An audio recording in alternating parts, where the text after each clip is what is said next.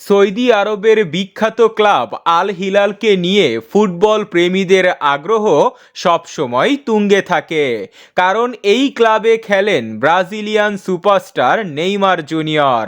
Football ভক্তরা তাকে দেখার জন্য অধীর আগ্রহে অপেক্ষা করেন।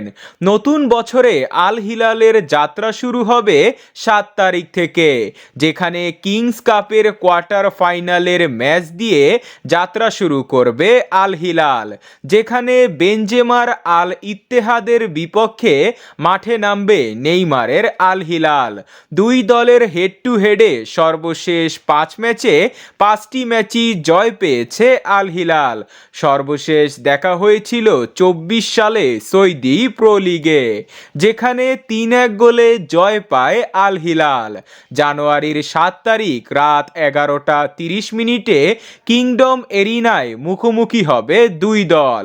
এবার দেখুন নেইমার কি এই ম্যাচে খেলবে কিনা। সৌদি প্রো লিগে নেইমার এখনো রেজিস্ট্রেশন হয়নি। তাকে রেজিস্ট্রেশন করানোর জন্য 30 জানুয়ারি পর্যন্ত সময় নিয়েছে আল হিলাল। যদি 30 জানুয়ারির মধ্যে তাকে রেজিস্ট্রেশন করাতে না পারে, তাহলে আল হিলালের হয়ে তিনি শুধুমাত্র এএফসি চ্যাম্পিয়ন্স লিগ ও ক্লাব বিশ্বকাপ খেলতে পারবেন। তবে সৌদি আরবের বিভিন্ন সংবাদ মাধ্যমের মতে নেইমারকে রেজিস্ট্রেশন করানোর জন্য তারা একজন বিদেশি খেলোয়াড়কে সেল করে দিবে। তবে 7 তারিখ আল হিলালের হয়ে মাঠে দেখা যাবে না নেইমারকে।